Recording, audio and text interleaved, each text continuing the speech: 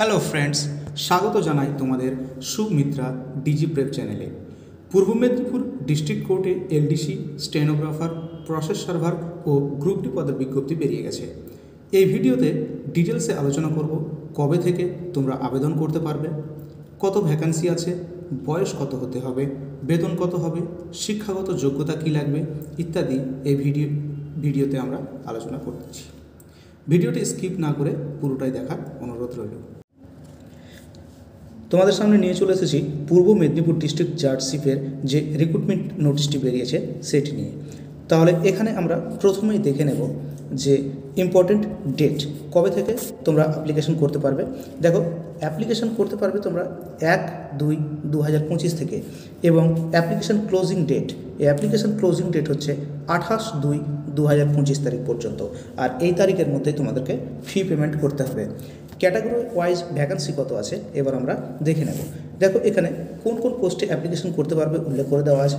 এখানে ইউআরের মধ্যে EWS, EC, meritorious sports person, ex serviceman, এই সমস্ত পোস্টে ইউআর ক্যাটাগরি অ্যাপ্লিকেশন করতে পারবে।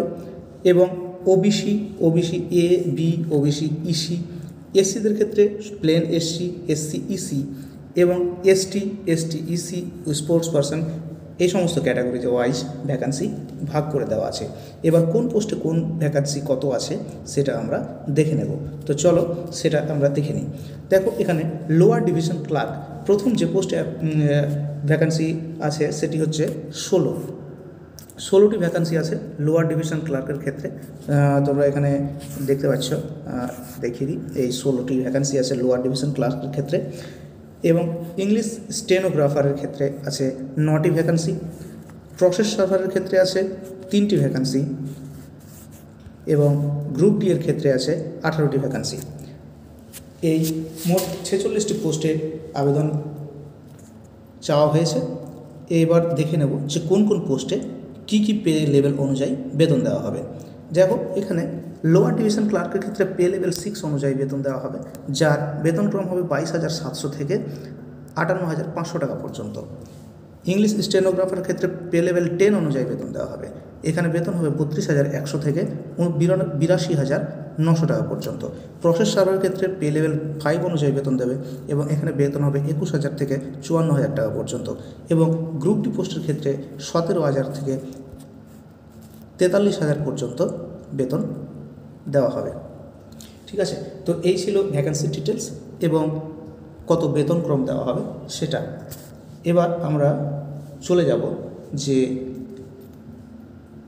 এর জন্য এই সমস্ত পোস্টে অ্যাপ্লিকেশন করতে গেলে এর এজ লিমিট কত থাকতে হবে।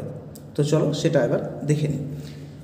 এজ লিমিটের ক্ষেত্রে আমরা দেখে নেব যে এই এজ লিমিট কাউন্ট করা হবে কিন্তু 1st ডে অফ জানুয়ারি 2025, অর্থাৎ 2025 অনুযায়ী তোমাদের এই ডেট অফ বার্থ অনুযায়ী, অর্থাৎ এজ লিমিট হতে হবে তোমার এই 1/1/2025 অনুযায়ী গণনা করা হবে। ঠিক আছে, আশা করছি বিষয়টা বোঝাতে পেরেছি। তো দেখে নেব যে কোন কোন পোস্টের জন্য কত এজ লিমিট থাকতে হবে। দেখো, এখানে প্রথমেই বলেছে ইংলিশ স্টেনোগ্রাফারের ক্ষেত্রে যে ইউআর ক্যাটাগরির ক্ষেত্রে 18 থেকে 32 বছর এজ থাকতে হবে। 18 থেকে 32 বছর, মিনিমাম এজ লিমিট 18 এবং ম্যাক্সিমাম ইউআরের ক্ষেত্রে 32 বছর। এসসির ক্ষেত্রে 35 বছর, 18 থেকে 35, এবং 37 বছর থাকবে এসটির ক্ষেত্রে। ওবিসিদের জন্য কিন্তু 35 বছর থাকবে। এসসি এবং ওবিসিদের ক্ষেত্রে 35 বছর, এসটির জন্য 37 বছর, এবং ইউআরের ক্ষেত্রে 32 বছর পর্যন্ত ইংলিশ স্টেনোগ্রাফারের বয়স থাকবে।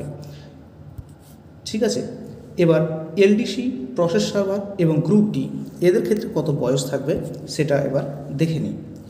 দেখো, 18 থেকে 40 মিনিমাম এজ 18 হতে হবে, এবং ইউআরের ক্ষেত্রে ম্যাক্সিমাম 40 বছর পর্যন্ত অ্যাপ্লিকেশন করতে পারবে। এসসি এবং ওবিসি এদের ক্ষেত্রে 43 বছর, এবং এসটিদের ক্ষেত্রে 45 বছর পর্যন্ত অ্যাপ্লিকেশান করতে পারবে। যারা এক্স সার্ভিসম্যান ক্যাটাগরি আছেন তারা গভর্নমেন্ট রুল অনুযায়ী ছাড় পাবেন। ঠিক আছে, তো এই ছিল এজ লিমিট। এবার আমরা দেখে নেব যে কোয়ালিফিকেশান কী কী চাওয়া হয়েছে।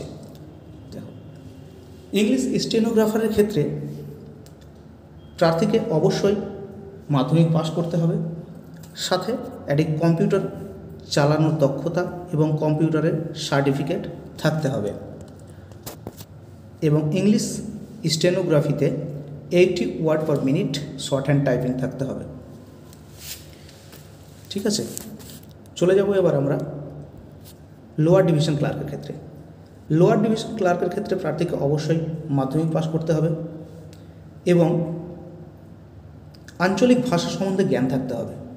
প্রসেস সার্ভারের ক্ষেত্রেও 8 পাস করতে হবে প্রার্থীকে এবং আঞ্চলিক ভাষা সম্বন্ধে জ্ঞান থাকতে হবে। গ্রুপ ডি এর ক্ষেত্রেও 8 পাস যোগ্যতা চাওয়া হয়েছে এবং আঞ্চলিক ভাষা সম্বন্ধে জ্ঞান থাকতে হবে। তো এই ছিল এডুকেশন কোয়ালিফিকেশান কী কী থাকতে হবে সেটি। এবার দেখে নেব আমরা পরীক্ষা পদ্ধতি কী হবে, অর্থাৎ মোড অফ সিলেকশান, কীভাবে পরীক্ষা নেওয়া হবে, কোথায় কত নম্বর থাকবে, সেগুলো এবার আমরা পুরোটা ডিটেলসে দেখব।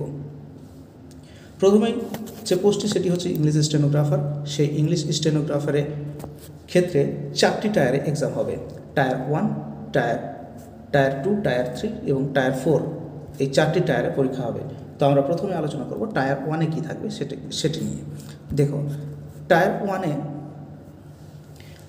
একটি ওএমআর বেসড এমসিকিউ এর 50টি কোশ্চেনের 100 মার্ক নম্বরের একটি কোশ্চেন হবে, যার সময় থাকবে 60 মিনিট, অর্থাৎ 1 ঘন্টার পরীক্ষা হবে।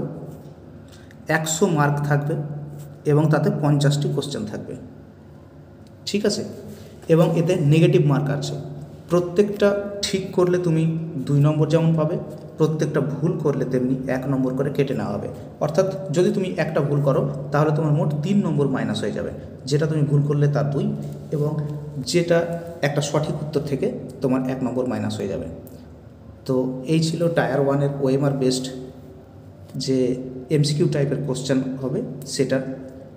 তার জন্য সিলেবাসও দিয়ে দিয়েছে। এর যে সিলেবাস সেটি থাকবে জেনারেল নলেজ এবং কারেন্ট অ্যাফেয়ার্স,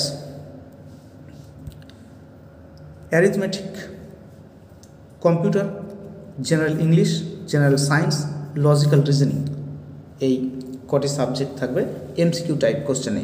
এরপরে হবে টায়ার 2-এর এক্সাম। এই টায়ার 2-এর এক্সাম হবে 50 মার্কের। এখানে দেখো ফুল মার্ক 50 বলে দিয়েছে, এবং এতে থাকবে ডিকটেশন এবং ট্রান্সক্রিপশন, অর্থাৎ শ্রুতিলিপি এবং প্রতিলিপি টাইপের 50 মার্কের একটি কোশ্চেন টায়ার 2-তে তোমাদের থাকবে। এরপরে চলে আসি টায়ার 3। এই টায়ার 3-তে থাকবে স্টেনোগ্রাফারের ক্ষেত্রে typing in computer and computer operation, অর্থাৎ কম্পিউটার অপারেশন এবং টাইপিং টেস্ট থাকবে এই টায়ারে, এবং তার জন্য থাকবে 50 মার্ক। এর কম্পিউটার টাইপিং এবং কম্পিউটার অপারেশনে 50 মার্ক থাকবে। এবং টায়ার 4-এ অবশেষে থাকবে একটি 30 মার্কের ইন্টারভিউ। ঠিক আছে, এই 30 মার্কের একটা ইন্টারভিউ টায়ার 4-এ থাকবে। আর তোমার যে মেরিট লিস্টটা তৈরি হবে সেই মেরিট লিস্টটি হবে টায়ার 2, টায়ার 3 এবং টায়ার 4 এর মার্কের উপর কিন্তু তোমাদের এই মেরিট লিস্টটি তৈরি হবে। তো এই ছিল স্টেনোগ্রাফার পরীক্ষা পদ্ধতি। এরপরে আমরা দেখে নেব এলডিসির পরীক্ষা পদ্ধতি কী হবে। এবার এলডিসি, প্রসেস সার্ভার এবং গ্রুপ ডি একই রকম কিন্তু পরীক্ষার স্ট্রাকচার আছে। এদের প্রত্যেকের ক্ষেত্রে 3টি টায়ারে এক্সাম হবে।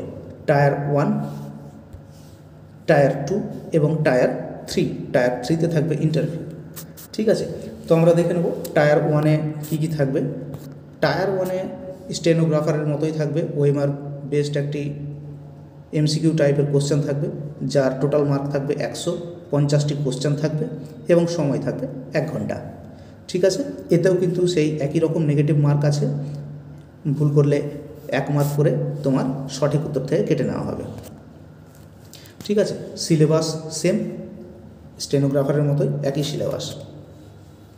টায়ার 2-তে থাকবে তোমার কনভেনশনাল ডেসক্রিপটিভ টাইপের টেস্ট থাকবে, এটা ফুল মার্ক থাকবে 100 মার্কের একটা ডেসক্রিপটিভ পরীক্ষা হবে। এই ডেসক্রিপটিভ যে সিলেবাস সেটি এবার আমরা একটু দেখে নেব। দেখো, ডেসক্রিপটিভ টাইপের সিলেবাসে থাকবে English essay, report and precis writing, Bengali paragraph writing, Bengali grammar, English to Bengali এবং বাংলা থেকে ইংরেজিতে ট্রান্সলেশন থাকবে। এবং টায়ার 3-তে সেই একই রকম একটা 30 মার্কের একটা ইন্টারভিউ থাকবে, ঠিক আছে। আর এর যে মেরিট হবে সেটি তোমার টায়ার 2 এবং টায়ার 3 অর্থাৎ ডেসক্রিপটিভ এক্সাম এবং ইন্টারভিউয়ের যে মার্ক তার উপর তোমাদের মেরিট নির্ভর করবে। এবার এই প্রসেস সার্ভার এবং গ্রুপ ডি এদের ক্ষেত্রেও পরীক্ষা পদ্ধতিটা একই রকম, শুধুমাত্র যে এমসিকিউ টাইপের যে পরীক্ষাটা হবে সেটার যে প্রশ্নের মান হবে সেটা ক্লাস 8 পাস এর স্ট্যান্ডার্ডের হবে, ঠিক আছে। তো